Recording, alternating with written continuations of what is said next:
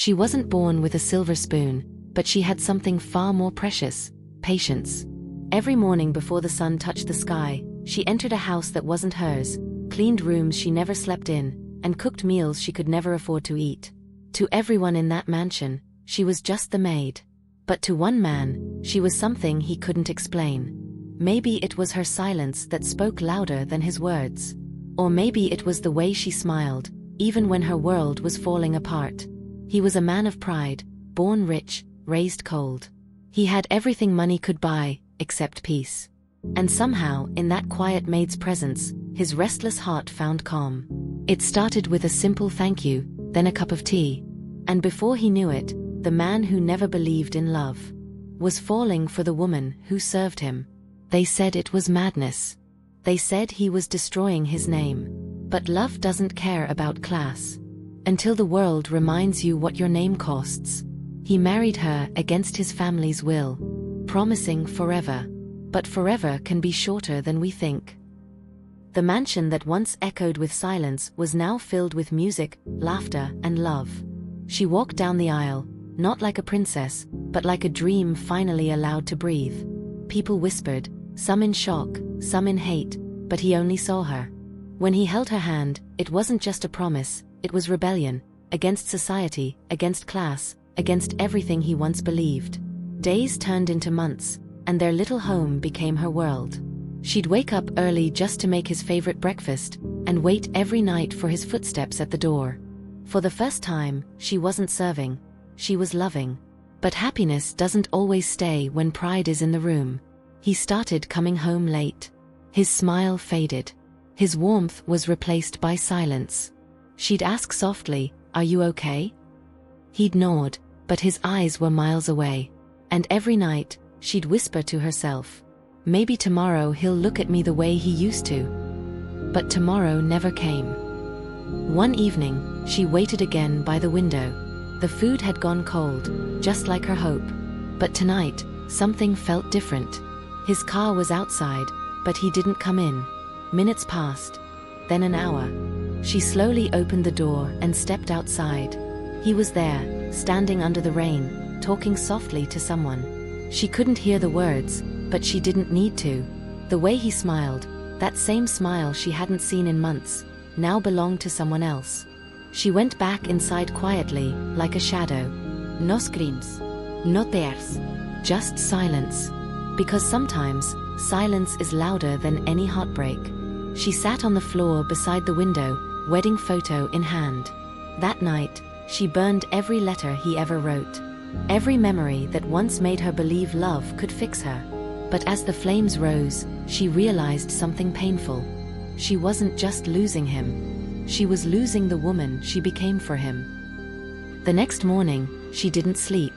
She sat at the same table waiting, not for love but for answers.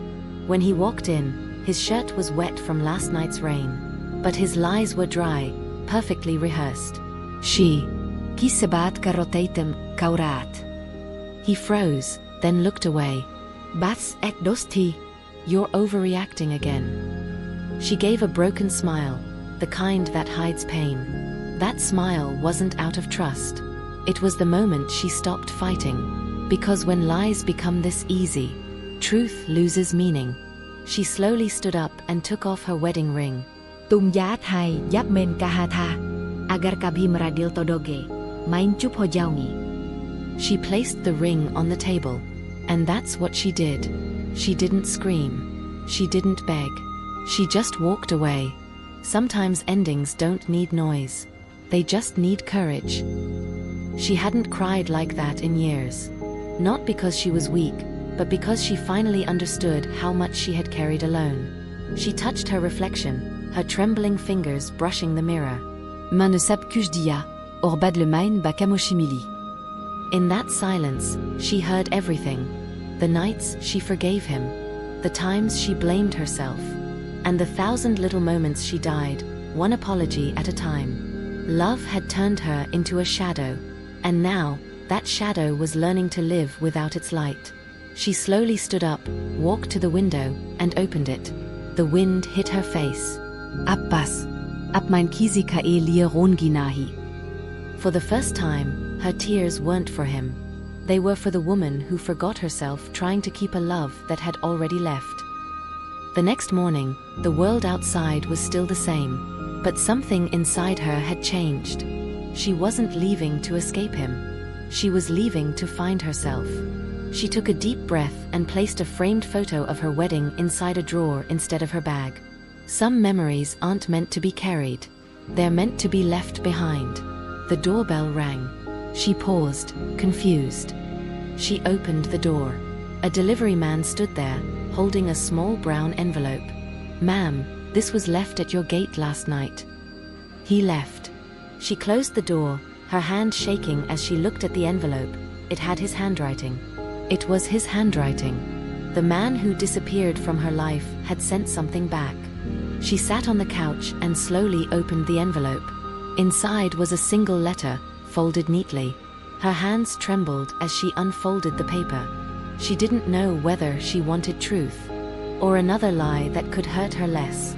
Tears fell on the letter before she even started reading.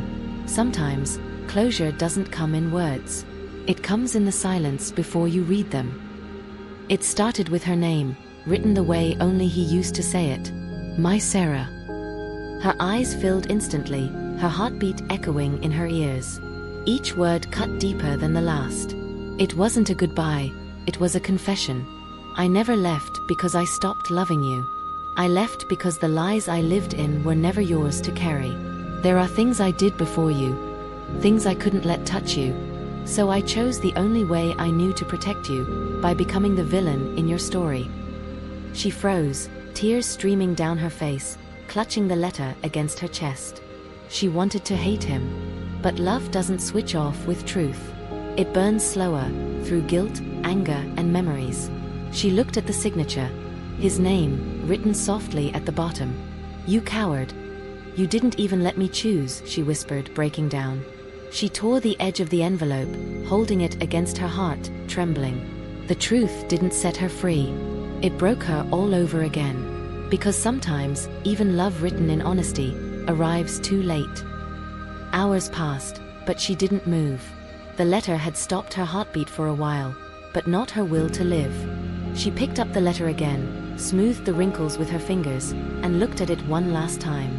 "You broke me to save me, but you forgot I didn't need saving." She folded the letter carefully, lit a candle, and held the edge of the paper near the flame. She didn't burn it out of anger. She burned it to release the part of her that still waited. The paper caught fire, and her eyes reflected the flame. She wasn't crying anymore, just still calm. In that moment, she wasn't a wife, or a victim, or someone left behind. She was just Sarah, whole again. She opened the window. The cold night breeze entered, and the candle flickered out. The ashes of the letter floated away into the dark. Maybe some stories don't need happy endings, just honest ones.